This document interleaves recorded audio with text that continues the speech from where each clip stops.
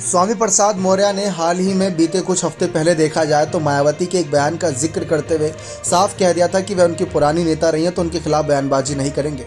जबकि जब वह बीजेपी में थे और बीजेपी छोड़ सपा में आए और जैसे चुनावी माहौल बनता है तो मायावती के खिलाफ तमाम बयानबाजी करते हैं और ये भी तक कह देते हैं कि बसपा के खिलाफ मेरा मुंह न खुलाओ वरना कई सारी बातें निकलकर सामने आएंगी जो उनको ही बुरा लगेगा।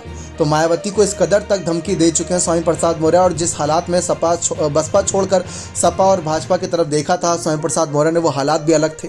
लेकिन स्वामी प्रसाद मौर्य ने हाल ही में ये क्यों कहा था कि वह मेरी पुरानी नेता रही हैं और मायावती को क्यों नहीं घेर रहे, जबकि इस समय अखिलेश यादव कांग्रेस को घेरने का काम कर रहे हैं। तो स्वामी प्रसाद मौर्य का ये फर्ज बनता है कि विपक्षी पार्टियों को घेरे। तो इसके पीछे की वजह बताई जा रही है कि स्वामी प्रसाद मौर्य को आज भी अपने बहुजन समाज पर भरोसा है।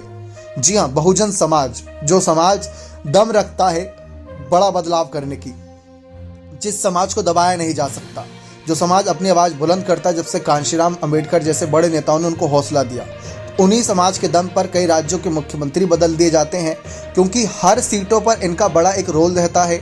अगर इनका वोट बैंक किसी भी पार्टी की तरफ चला गया तो वहाँ पर बड़ा खेल हो जाता है और ना चाहते हुए भी नतीजा बदल जाता है।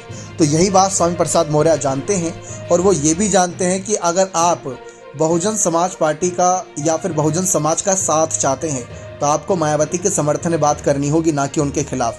आपको उनका दिल जीतकर आपको वोट मिल सकता है, ना कि उनको बुरा भला कहकर।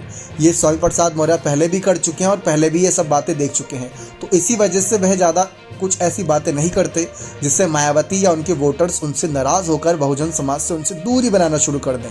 तो ये एक रणनीति हो सकती है, लेकिन ये रणनीति हर बार काम आएगी ये नहीं कहा जा सकता। तो इसी रणनीति के तहत अब स्वामी प्रसाद मौर्य तमाम आगे की रणनीति को एग्जीक्यूट कर रहे हैं।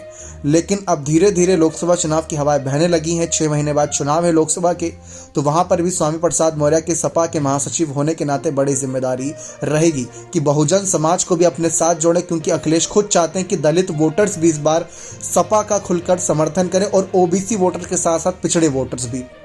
आपको क्या लगता है, क्या ये रणनीति कामयाब होगी या नहीं? अपने कमेंट सेक्शन में जोड़ दीजिएगा। बहुत बहुत धन्यवाद।